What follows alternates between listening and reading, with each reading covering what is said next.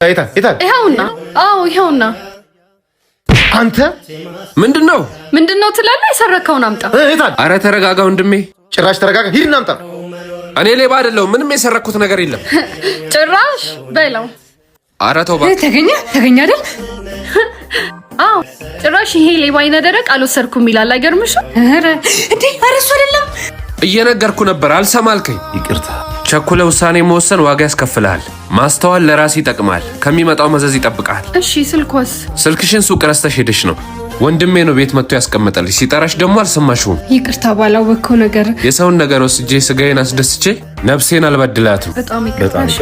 ይልቁንስ ነፍሳችን የምትደሰተው መልካም ነገር ስናደርግ ነው። እስቲ መልካም ነገር የምንሰራበትን ነገር ልጠቁሟችሁ። በሙታንሳ ማር ቅዱስ ሚካኤል አንድነት ገዳም ያለው አባቶች እስካሁን ችግር ላይ ናቸው። አባቶች በክረምት ዝናብና ብርዱ፣ በበጋ ደግሞ ፀሐዩ እያሰቃያቸው ይገኛል። እናም የአባቶችን ማረፊያ ተባብረን እንስራላቸው። አባቶችን ለማገዝ በኢትዮጵያ ንግድ ባንክ 1044 2598 391